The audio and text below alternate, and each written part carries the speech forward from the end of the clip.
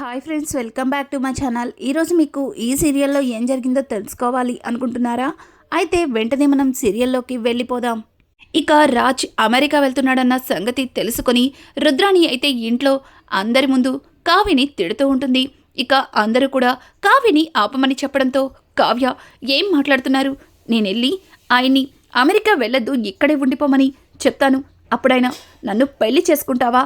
అసలు నన్ను పెళ్లి చేసుకోపోవడానికి కారణం ఏంటి అని నన్ను నిలదీస్తారు. అప్పుడు ఆయనకి నేను ఏం చెప్పాలి? నేను తల్లినయ్యాను అని చెప్పాలా అని చెప్పి కావ్య అయితే, చూడండి, ఆయన ఎక్కడ ఉన్నా సంతోషంగా ఆరోగ్యంగా ఉంటే చాలు అని కోరుకునేదాన్ని. ఇప్పుడు ఆయన ఎక్కడికి వెళ్ళేది ఆయన ఇష్టం అని అనుకుంటూ అక్కడి నుంచి కావ్య లోపలికి వెళ్ళిపోతుంది. ఇక కావ్య మాటలకి ఇందిరాదేవి అలాగే ఇక అపర్ణ ఇద్దరు కూడా రాజ్ని ఆపాలని ఇంకా వాళ్ళిద్దరూ బయలుదేరతారు. ఇది ఇలా ఉండగా రాహుల్ అయితే, మమ్మీ, ఏంటి మమ్మీ, ఇప్పుడు అత్త అలాగే నానమ్మ వెళ్ళి అమ్మమ్మ వెళ్ళి అక్కడ రాజ్ని వెళ్లకుండా ఆపేస్తే తర్వాత మనం అనుకున్నది ఏది జరగదు కదా మమ్మీ అని అంటుంటే ఇక రుద్రాణి, అవును, నువ్వు చెప్పింది కూడా నిజమే. వీళ్ళిద్దరూ కలిసి ఖచ్చితంగా రాజ్ని వెళ్లకుండా ఆపేస్తారు. అందుకే రాజ్ ఇక శాశ్వతంగా ఇండియా రాకుండా ఉండాలి అంటే నేనే రంగంలోకి దిగాలి అని చెప్పి ఇంకా రుద్రాణి మాట్లాడుతుంటే రాహుల్, ఏమంటున్నావు మమ్మీ అని అంటుంటే, అవును, ఒకవేళ వదిన అలాగే అమ్మ కలిసి రాజ్ మనసు మార్చి ఇక్కడికి తీసుకొచ్చే అవకాశాలున్నాయి. ఇక రాజ్ జీవితంలో ఈ ఇంటికి రాకూడదన్నా, కావ్య మోహన్ చూడకూడదన్నా, కావ్య కడుపుతో ఉన్న సంగతి రాజ్కి తెలియాలి. అది నేనే చెప్తాను అని అనుకుంటూ ఇక రుద్రాణి బయలుదేరుతుంది. ఆగు రాజ్, ఆగు, నీకు ఈ విషయం తెలియాలి. ఈ విషయం తెలిసిన తర్వాత నువ్వు ఆ కావ్యని అసహ్యించుకోవాలి. జీవితంలో కావ్య మోహన్ చూడకుండా ఉండాలి అని చెప్పి రుద్రాణి అనుకుంటూ ఇక వీళ్ళకంటే ముందుగా రాజ్ కార్కి అడ్డుపడుతుంది. ఇక రాజ్ అయితే రుద్రాణిని చూసి, ఇదేంటి కళావతి వస్తుందనుకుంటే ఈవిడి గారు వచ్చారు అని చెప్పి రాజ్ అయితే రుద్రాణి వైపు చూసి, అత్త, నువ్వేంటిక్కడ అని అడుగుతూ ఉంటే, చూడు రాజ్, ఇలా అందరినీ వదిలేసి నువ్వు అమెరికా వెళ్ళిపోవడం ఏ మాత్రం కూడా బాగాలేదు. అయినా ఉన్న పలంగా ఇలా అమెరికా ఎందుకు వెళ్తున్నావో అని అడుగుతూ ఉంటే ఇక రాజ్, ఏంటివిడ ఎంతో ప్రేమున్నట్టు ఇట్లా మాట్లాడుతుంది. నిజంగా ఇదంతా ప్రేమేనా, లేక నేను నిజంగా అమెరికా వెళ్తున్నానా లేదా అని టెస్ట్ చేస్తుందా అని చెప్పి రాజ్ తన మనసులో అనుకుని, చూడత్తా, ఇప్పటికే నేను కళావతి గారి విషయంలో అలసిపోయాను. ఇంకా ఇక్కడే ఉండి కళావతి గారిని బాధ పెట్టలేను. అందుకే ఇక్కడి నుంచి శాశ్వతంగా అమెరికా వెళ్ళిపోవాలి అనుకుంటున్నాను అని చెప్పి ఇక రాజ్ అయితే రుద్రాణితో మాట్లాడుతుంటే, రుద్రాణి, అది కాదు రాజ్, నువ్వలా బాధపడుతూ వెళ్తుంటే నేను తట్టుకోలేకపోతున్నాను అని అంటుంటే, మరి బాధ కాదా అత్త, నేను కళావతి గారిని ఎంతలా ప్రేమించాను, ఎంతలా ఆరాధించాను. ఆవిడ్ని పెళ్లి చేసుకుని తనతో కలిసి జీవితాన్ని పంచుకోవాలని ఎంతగానో ఆశపడ్డాను. కానీ తన మాటలతో తన చేష్టలతో నన్ను దూరం పెట్టింది.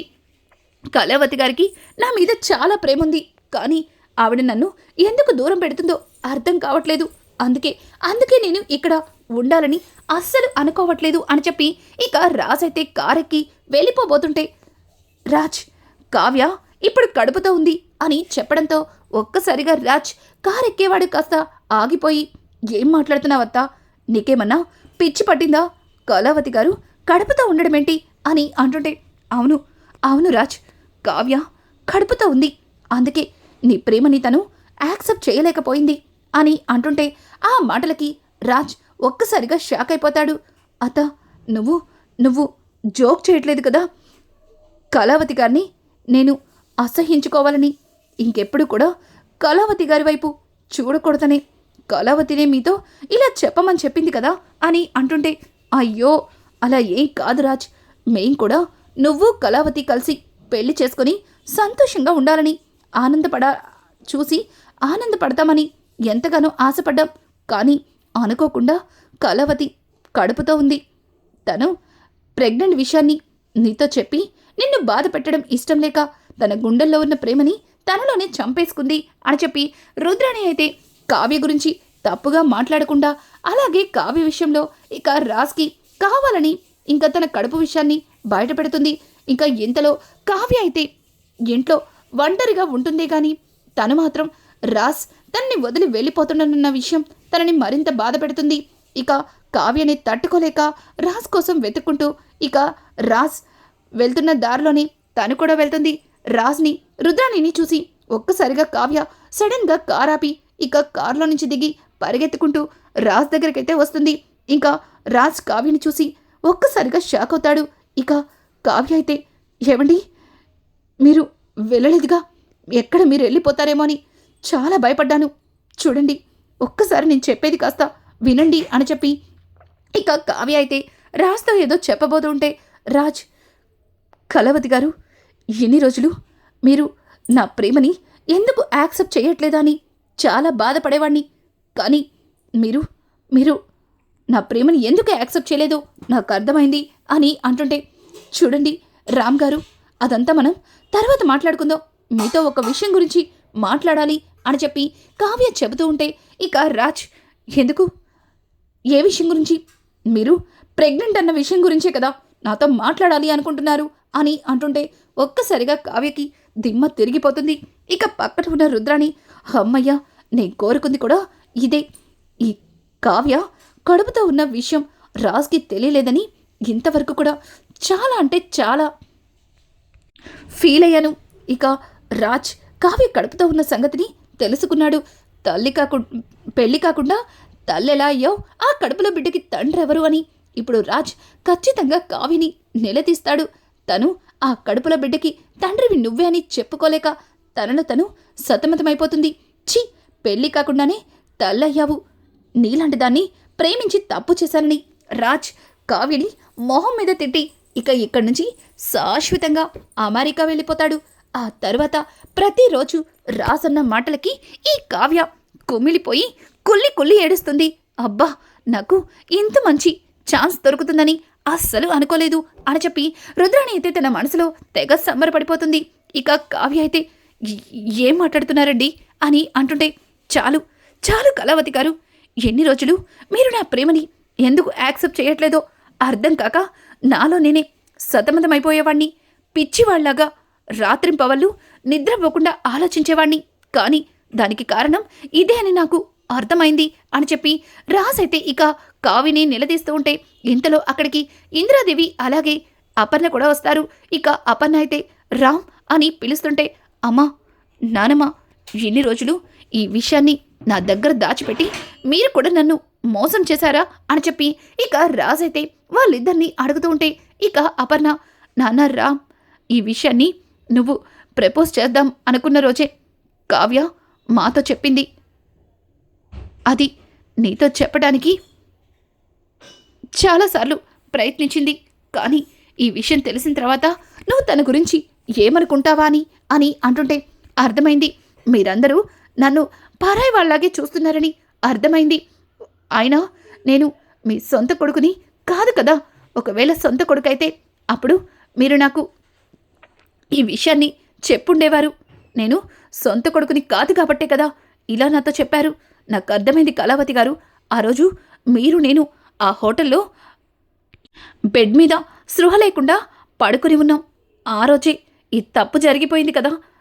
నన్ను క్షమించండి కళావతి గారు, మీకు తెలియకుండా మీ ప్రమేయం లేకుండా మిమ్మల్ని నా సొంతం చేసుకున్నాను. నిజం చెప్తున్నాను, నిజంగా నాకు కూడా తెలీదు. ఆ రోజు మత్తులో ఏదో జరిగిపోయింది అని చెప్పి ఇక రాజైతే కావ్య కాళ్ళ మీద పడి కావ్యని క్షమాపణ అడుగుతుంటాడు. ఒక్కసారిగా రుద్రానికి దిమ్మ తిరిగిపోతుంది. ఇదేంటి, నేను ఒకటనుకుంటే ఇక్కడ మరొకటి జరుగుతుంది. వీళ్ళిద్దరూ హోటల్కి వెళ్ళారా, హోటల్లో వీళ్ళిద్దరూ దగ్గరయ్యారా అని చెప్పి రుద్రాణి అయితే తెల్లమొహం వేసుకుని ఇంకా వాళ్ళిద్దరి వైపు అనుమానంగా చూస్తుంది. ఇక ఇంద్రాదేవి అలాగే అపర్ణ కూడా ఇద్దరు ఒకరినొకరు చూసుకుని షాక్ అయిపోతారు. రాజ్, ఏం మాట్లాడుతున్నావు?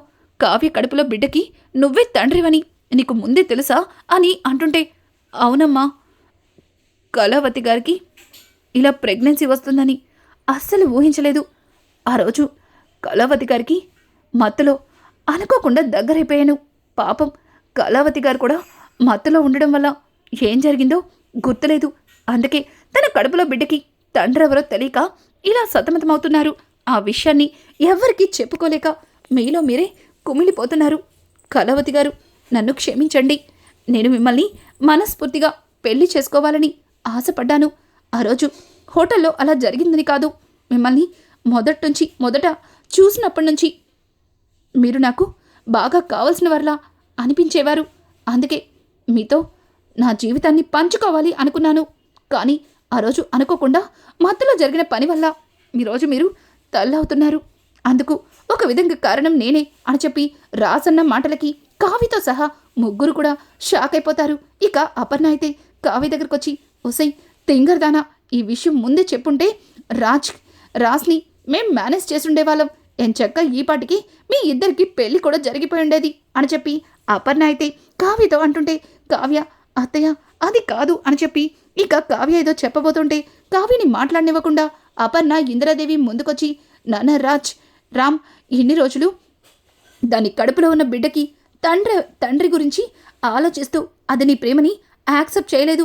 కానీ ఇప్పుడు ఆ బిడ్డకి తండ్రి నువ్వేనని నువ్వు క్లారిటీ ఇచ్చినాక మాకు కూడా చాలా సంతోషంగా అనిపిస్తుంది. ఇక ఆలోచించకూడదు. త్వరలోనే మీ ఇద్దరికి ముహూర్తాలు పెట్టేస్తాను, ఇక పెళ్లి కూడా చేసేస్తాను అని అంటుంటే ఒక్కసారిగా రాజ్ ఇద్దరిని కూడా హక్ చేసుకుంటాడు. ఇక రుద్రాణి అయితే ఇదంతా చూసి షాక్ అయిపోతుంది. ఇదేంటి, రాజ్ కావ్యని అసహ్యించుకుంటాడు అనుకుంటే కావ్యని అలాగే తన కడుపులో బిడ్డని నెత్తిన పెట్టుకుని చూసుకుంటానని తెగ సంబరపడిపోతున్నాడు.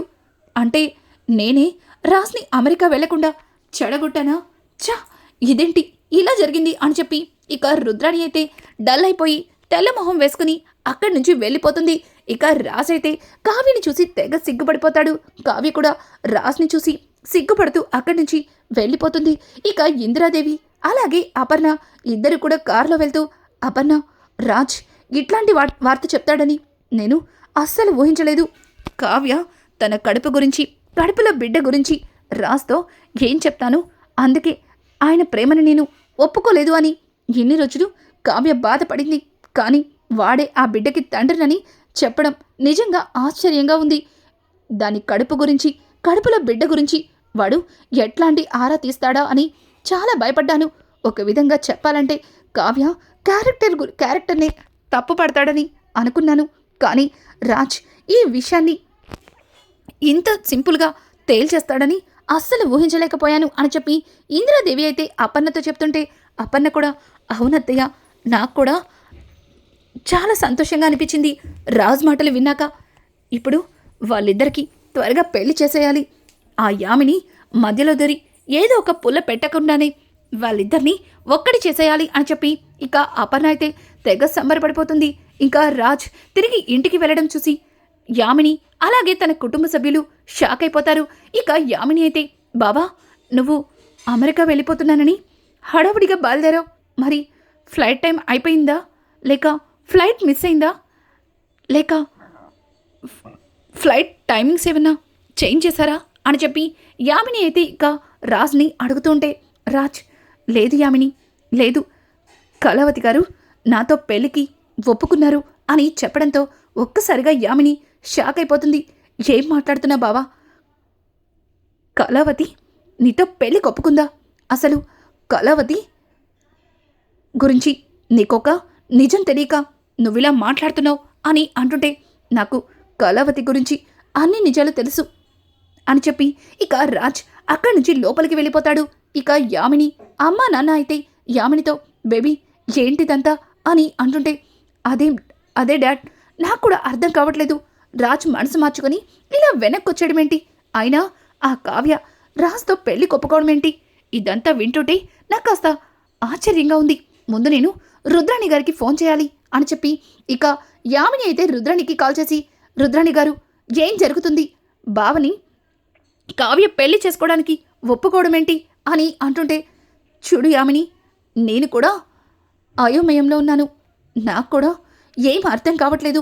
అసలు ఇక్కడ ఏం జరుగుతుందో కూడా నాకు తెలియటం లేదు అని చెప్పి ఇక రుద్రాణి మాట్లాడుతుంటే, చూడండి ఆంటీ, ఇంతవరకు నేను ఆ కావ్య కడుపుతో ఉన్న విషయాన్ని బావకి చెప్పలేదు. కానీ బావ నాకు అన్నీ తెలిసి కళావతి గారు పెళ్లి కొప్పుకున్నారు అని చెప్తున్నారు. అసలు ఏం జరిగింది? బావా ఎయిర్పోర్ట్కి వెళ్ళే గ్యాప్లో ఏం జరిగిందో కూడా అర్థం కావట్లేదే అని చెప్పి యామిని అయితే ఇక రుద్రాణితో అంటుంటే, రుద్రాణి జరిగిందంతా కూడా యామినికి చెప్తుంది. ఒక్కసారిగా యామిని షాక్ అయిపోతుంది. ఏంటి మత్తులో వాళ్ళిద్దరూ ఆ రోజు రెస్టారెంట్లో ఒక్కటయ్యారా అని చెప్పి ఇక యామిని ఆశ్చర్యంగా రుద్రాణిని అడుగుతూ ఉంటే రుద్రాణి అదే కదా నాకు కూడా అర్థం కావట్లేదు. అయినా వాళ్ళిద్దరూ మత్తులో ఒక్కటైతే దానికి ఇది మొదటి నెల అవుతుంది, కానీ 3వ నెల ఎందుకు అవుతుంది అని చెప్పి ఇక యామిని అయితే రుద్రాణిని ప్రశ్నిస్తుంటే రుద్రాణి మంచి మాట చెప్పావు. చూడు యామిని, ఈ విషయాన్ని నాతో కాదు వెళ్ళి రాజ్తో చెప్పు. అప్పుడు రాజ్కే అర్థమవుతుంది ఆ కడుపులో బిడ్డ నేను కాదు అని. అలాగే ఆ కావ్య క్యారెక్టర్ని తక్కువ చేసి మాట్లాడు. అప్పుడు రాజ్ మనసే విరిగిపోతుంది అని చెప్పి ఇక యామినిని రెచ్చగొట్టి రుద్రాణి కాల్ కట్ చేస్తుంది.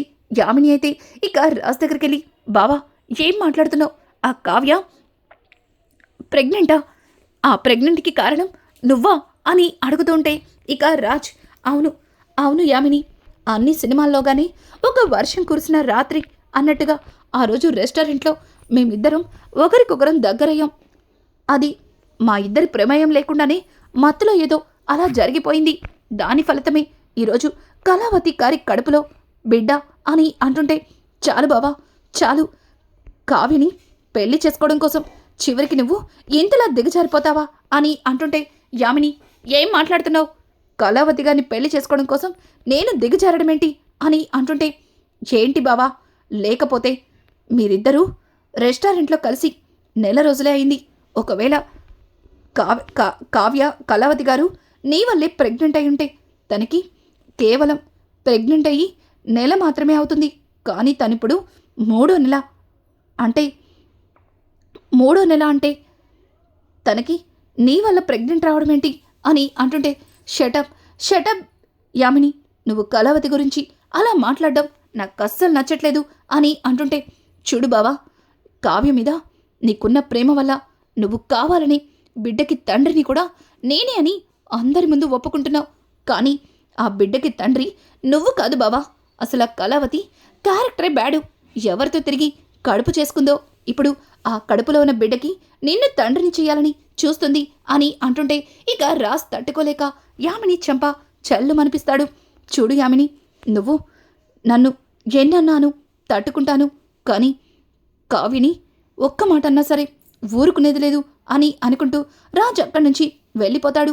ఒక్కసారిగా రాజ్ నోట్ నుంచి కళావతి కాస్త కావ్య అవడం విని షాక్ అయిపోతుంది యామిని. ఏంటి వీడు కావ్య అంటున్నాడు అంటే వీడికి గతం గుర్తొచ్చేసిందా, లేక కావాలని గతం గుర్తురానట్టుగా నాటకమాడుతున్నాడా? అసలు ఏం జరుగుతుంది అని చెప్పి యామినికి ఏమీ అర్థం కాదు. రానున్న ఎపిసోడ్స్ అయితే మరింత ఇంట్రెస్టింగ్గా మారిపోతున్నాయి. ఈ వీడియో మీకు నచ్చినట్టయితే లైక్ చేసి సబ్స్క్రైబ్ చేసుకోవడం మాత్రం మర్చిపోకండి. Thanks for watching. Hi friends, welcome back to my channel.